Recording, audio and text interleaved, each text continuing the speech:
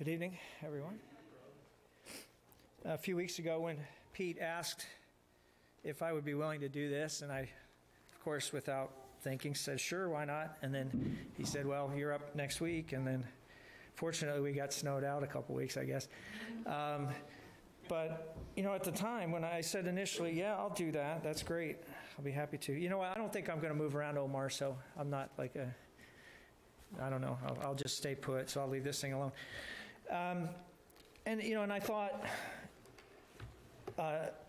what am I going to say? Because, to be honest with you, you know, I kind of live life, it's sort of like here.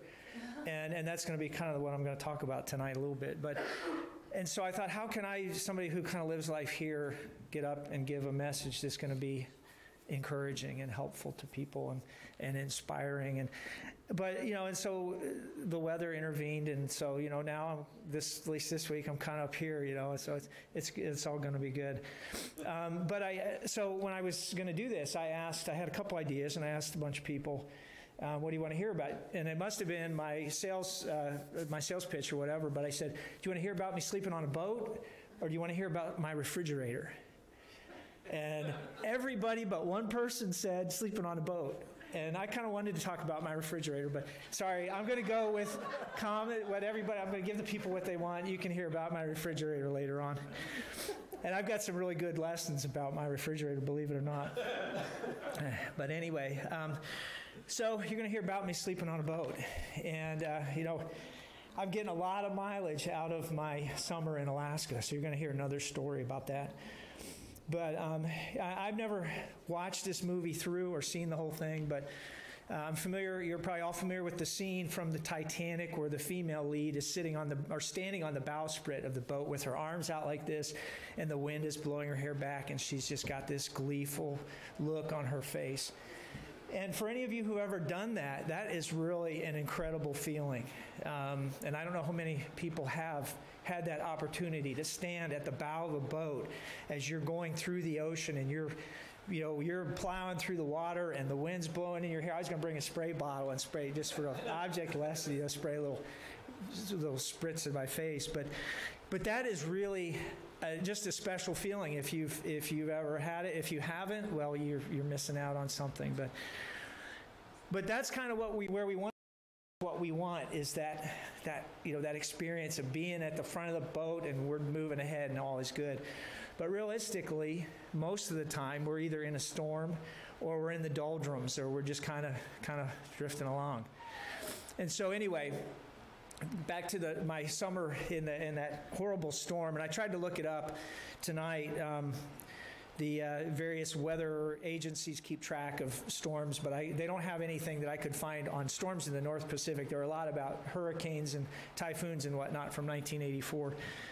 But anyway, this storm was bad. We had about 30-foot swells, and the boat I was on, again, 69 foot on the hull, or on the keel, and it was a wooden planked boat. So you can imagine a boat that's made out of wood planks. Now, wood will move. So if you've got a wooden boat that's being pounded by 30-foot swells, those boards are going to move a little bit, and water will seep in. And my berth in this boat was below decks, and it was right alongside the hull. So after about 3 days of dealing with this, and I was way beyond seasick, and just from exhaustion, I was able to get into my berth and have a kind of a fitful sleep with the water seeping through the boards that were actually this close to my head. And that way I was able to sleep in that situation just because I was completely exhausted and I didn't really have a choice. But the first night I wasn't sleeping too well. And then after we had that storm, we were able to get into a protected cove, and we dropped anchor, and we sat there for 3 days. And that was extremely frustrating, sitting on a boat that was, again, 69 feet on keel with 6 fishermen for 3 days doing nothing but sitting there. And it just seems like, you know, at least maybe this is just a confessional, but it seems like so much of my life is I'm either sitting there, not really going anywhere, kind of adrift, or in these storms. And it sometimes is just kind of disheartening and frustrating, and it's hard to keep moving along.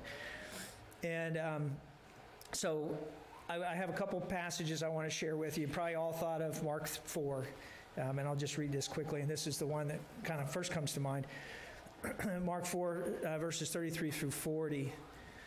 And it said, Jesus used many similar stories and illustrations to teach the people as much as they could understand.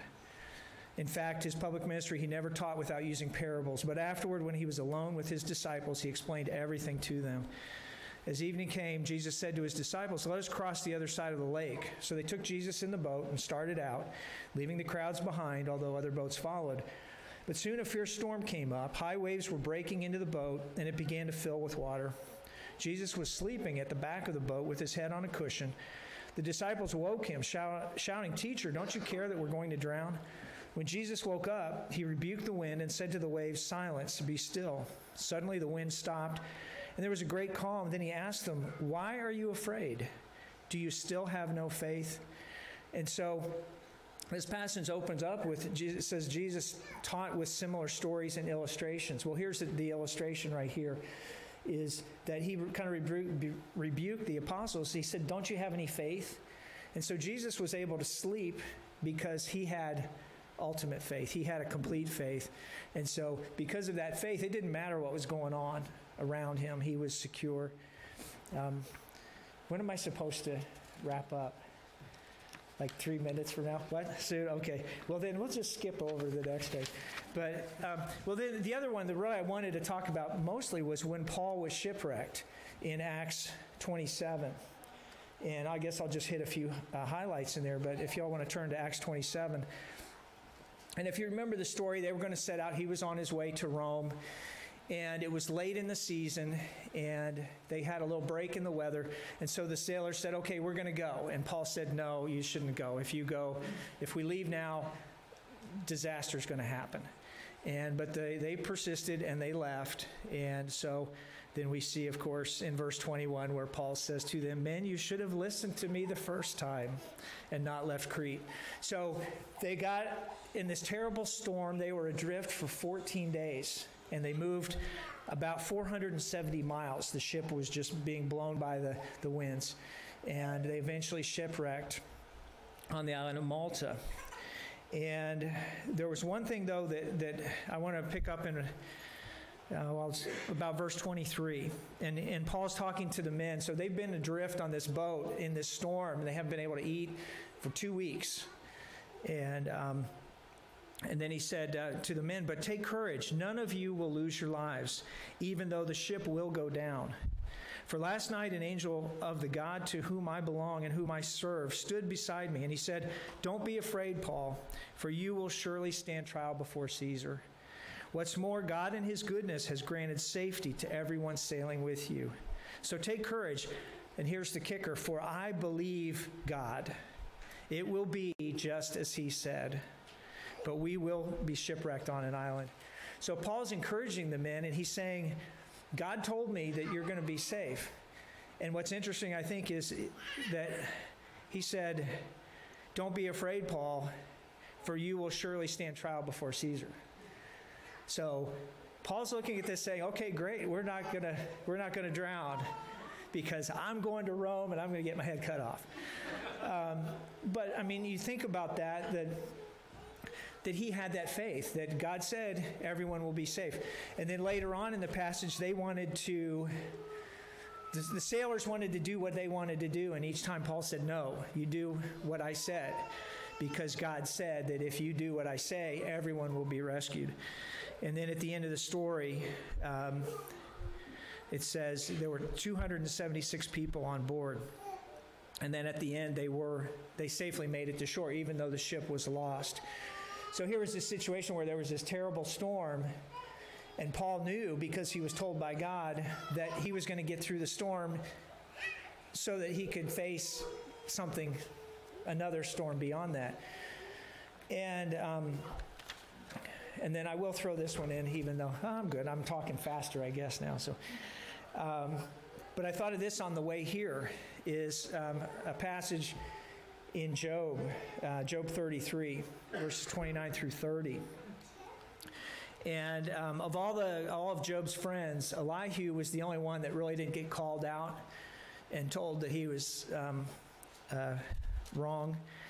And he said in Job 33, verses 29 through 30, and I'll just read that. And so Elihu's talking to Job, and he says, "Behold, God works all these things, twice, in fact, 3 times with a man, to bring back his soul from the pit, that he may be enlightened with the light of life."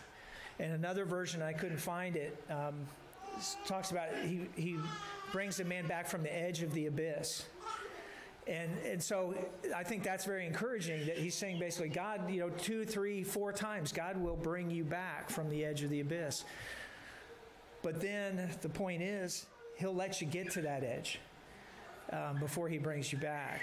Not that he's going to put you there, but he'll let you get there. And so, I don't know, I guess trying to wrap this all up, how is this encouraging? We live through storms. Sometimes things, we're not sailing at the bow of the boat, enjoying the sunshine and the nice ocean breezes. But yet in all these stories, even though the people were facing difficulties and possibly even knew that worse things were to come, there was always that reassurance that God was in control, and that God was going to do what he said, and he was going to take care of everybody. And then especially this passage in Job, that he will bring us back. Even if things are bad in our lives and we get to the edge of the abyss, and we might have 1 foot over, but if we have that faith and that trust in God, he will bring us back from the edge. So, I don't know, I think that's pretty encouraging to know that. So anyway, we all have struggles, and if anybody needs any help with anything, just let us know.